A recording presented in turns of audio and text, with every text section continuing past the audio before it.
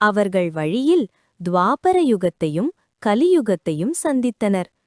அப்போது கலி இந்திரனிடம் வந்து, தமயந்தியின் சுயம்வரத்திற்குச் சென்று அவளை என் மனைவியாக அடையப் போகிறேன், என் இதயம் அவள் மீதே நிலைத்திருக்கிறது என்று கூறினான். இதற்கு இந்திரன் புன்னகையுடன், சுயம்வரம் ஏற்கனவே முடிந்துவிட்டது, எங்கள் கண்முன்னிலையிலேயே அவள் நளனை தனது கணவனாகத் தேர்ந்தெடுத்தாள் என்று பதிலளித்தான். இதை கேட்ட கலி கோபத்தால் வெடித்து தேவர்களிடம் கூறினான், தேவர்களின் முன்னிலையில் ஒரு இறக்கும் மனிதனை அவள் தன் தலைவனாகத் தேர்ந்தெடுத்ததால் அவள் கடும் வேதனையை நிச்சயமாக சந்திப்பாள்.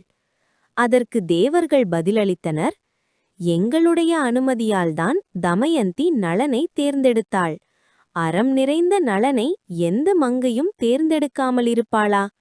அவன் புராணங்களை 5வது வேதமாகக் கருதி 4 வேதங்களையும் கற்றவன். அனைத்து உயிரினங்களுக்கும் தீங்கிழைக்காதவன், உண்மை பேசுபவன், வேள்விகளை செய்து தேவர்களை வழிபடுபவன், உண்மை, பொறுமை, அறிவு, சுத்தம், சுயக்கட்டுப்பாடு இவை எல்லாம் கொண்டவன். அத்தகைய நளனை சபிக்க நினைப்பவன் தன்னையே சபித்துக் கொள்கிறான், அவன் நரகத்தில் வீழ்வான். இவ்வாறு கூறிவிட்டு தேவர்கள் அனைவரும் ஸ்வர்க்கத்திற்குச் சென்றனர். தேவர்கள் சென்றவுடன் கலி துவாபரனிடம் கூறினான், என் கோபத்தை இனி அடக்க முடியாது. நளனை பீடித்து அவனுடைய நாட்டை பிடுங்கப் போகிறேன். இனிமேல் அவன் தமயந்தியுடன் மகிழ்ச்சியாக வாழ முடியாது. பகடைக்குள் நுழைந்து நீ எனக்கு உதவ வேண்டும். இதற்கு துவாபரன் ஒத்துழைப்பை வழங்கினான்.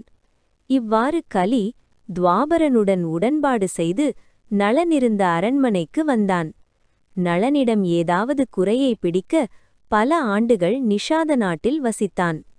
12வது ஆண்டில் ஒரு நாள் நளன் இயற்கையின் அழைப்புக்குப் பிறகு கால்களை கழுவாமல் நீரை மட்டும் தொட்டு சந்தி வழிபாட்டை செய்தான்.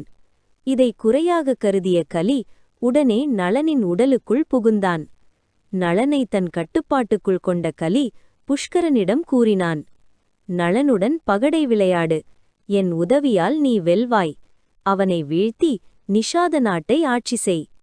புஷ்கரன் விருஷன் என்ற பெயரில் துவாபரனின் வழிகாட்டுதலுடன் நளனை அணுகினான்.